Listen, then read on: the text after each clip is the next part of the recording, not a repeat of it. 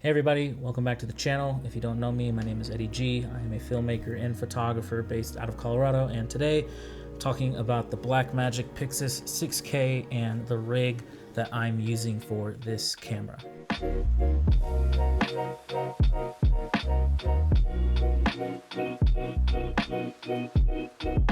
So before we get into the rig build, what you're seeing here is not my current rig. It's not the current accessories that I want on the camera. It's essentially just what I had at my disposal.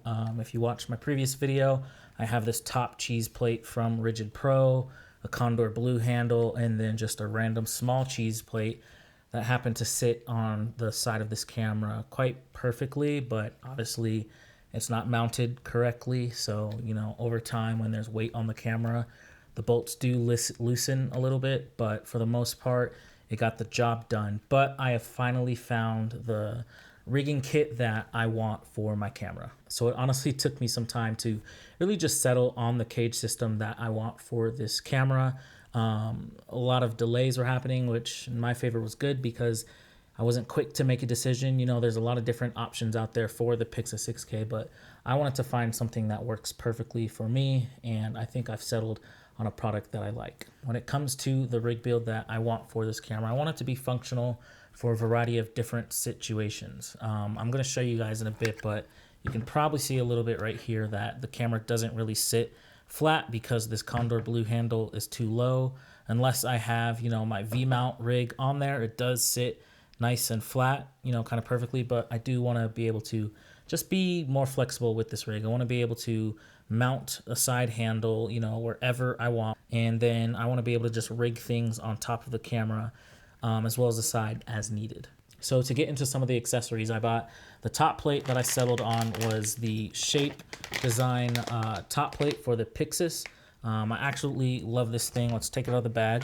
I really like the Shape top plate because, as you can see, it has just a lot of mounting points, but it has RE locking pins at every single hole, whether that is 1/4 or 3/8, all the way from the front to the back of the top plate. And I really, really like that. There's a lot of space, a lot more, I guess, spacing when it comes to just like the sides of the plate, which I really like. And so that's just going to give me more options, more flexibility to be able to mount things exactly where I need them. So the other reason that I went with the Shape top plate is because it came with these kind of side rails that serve as NATO rails and then just additional mounting points. There are other kits out there that have this as well, so this wasn't something that was like exclusive to it. It's just nice to know that they come with these as well. So I did end up actually buying the Shape full cage, except for, I guess, the bottom rails plate. But I got the side plate that has the rosette mount on it too, so I can mount that, you know, side handle on here. But if I hold it up to the camera, it's no higher than just what I currently have on there. It's literally like the same height, which is something I'm not going for. I'm not going to return this. I'm going to keep it just in case, you know, I want to use it for any other reason, or just knowing me, if I end up getting a second Pyxis 6K, at least I have a side plate for it already. But to show you guys the side plate that I did end up going with, the one that I really think I'm going to like is this side plate from 8sen. I really just like this side plate the most, and the combination with this top plate as well. It feels like it just gives me the most modularity. I can attach my RE rosette mount up and higher mounting points, middle or lower, which is really nice. And again, just a nice amount of RE locking pin locations, and then 1/4 and 3/8 holes all over it. And then up front as well, I do have the ability to have NATO rail, which is really nice. So this is actually going to give me 2 NATO rails on the right side and then 2 on the left as well. I really think I'm going to like this setup, so let's attach it to the camera and see how it works out. All right, so let's start with just detaching, you know, everything that I currently have on the camera here.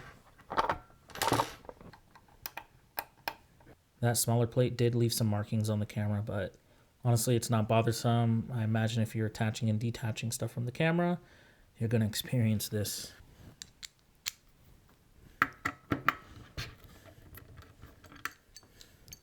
All right, so my S5 2X can finally have its top plate back. Let's start off by attaching the front plate, and that's already just so much better fits so neat and perfectly. So already that's looking nice, much better than what I had before. Like the extra room on the top. Let's go ahead and attach our NATO rail in the back here. All right, I'm gonna attach these little side wings as well, which conveniently have the RE locking pins on them. Really like that, so those aren't going anywhere. And this is gonna be good unless I wanna ever attach any type of follow focus gear. And then it's kind of, look at that extra kind of holding points for the camera, which I really like. That's really neat. Oh yeah, this is so nice.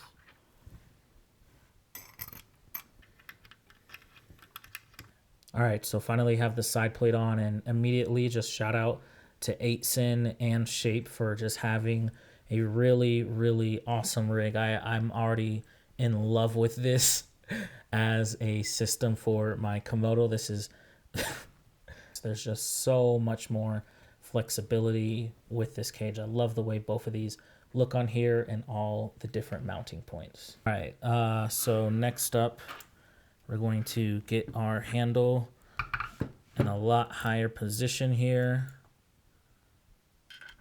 I can make it as high as I want, which is really nice. I really, really appreciate that. All right, I'm gonna attach our handle here. All right, so side handle's on and my main problem is fixed. The side handle's not even touching bottom, so the camera sits flat on a surface, which I really like. It's really nice. This is going to be amazing, and I just love that I have the flexibility. So one thing I'm noticing is that I can't attach anything to the NATO rail on the side plate if this is in place, but you know, for the main point, I'm just gonna leave that there. I do like it as an extra, you know, kind of side handle grip on the camera, which is really nice. So I'll just kind of leave that as is. But the main point is the side plate works how I want it to. All right, so now I'm going to attach my V-mount solution, which is an Insight V-mount plate, just attached to kind of a cheese plate system. Again, I picked this up actually from Caleb DSLR video shooter a while back when he made the version 1 of this, and it actually works really well for this setup. All right, now I can attach a small rig V-mount. And most importantly with this setup is that I have plenty of room and access to my ports in the back. So it's not blocking anything, adds a little bit of depth to the camera, but that's nice. Good amount of weight, feels really well balanced right now. So next I gotta figure out where I wanna place my monitor. For the monitor I'm using, I have the Hollyland Pyro S7 monitor. This thing is really great. It has HDMI in and out and SDI in and out, which is really great. And then 2 Sony NPF battery slots on the back.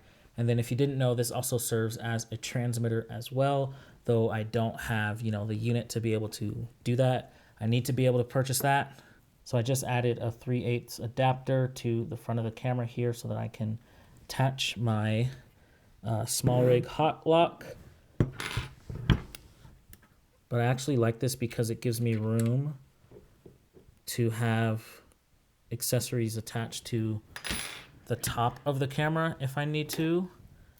So I can go ahead and just take this, which is really sturdy, and you know, I might adjust this in the future if I don't end up liking the placement of it, if it's blocking a lens or anything like that.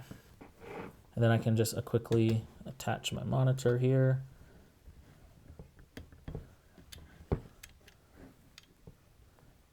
I want to do something probably like that. It's pretty secure on here, no wiggle room at all. It's very nice. And then last for now is the lens, which I'm using my Leica R's.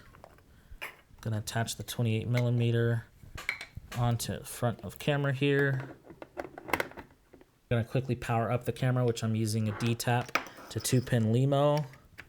Again, have good access to the side of the camera here. And then this Insight battery pack gives me some extra D-tap ports on the camera, which is really nice. All All right, so if you don't know 12G SDI protocol, this kind of goes for all cameras that have 12G SDI and transmit that level signal. You want to plug your SDI in last after you power your camera and all accessories up. And then when you're powering your camera down, you want to make sure you take your SDI out first.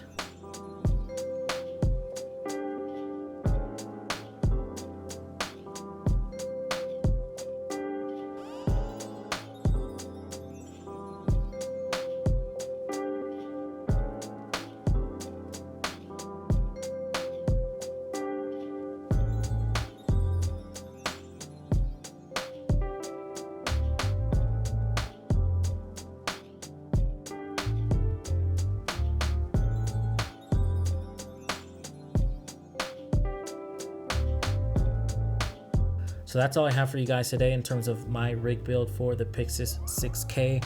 I really do just love the way it's set up. I feel like it's really modular for the variety of different shooting situations that I'm in. But if you guys enjoyed this video, I'd appreciate it if you give it a thumbs up and subscribe as I have more content coming.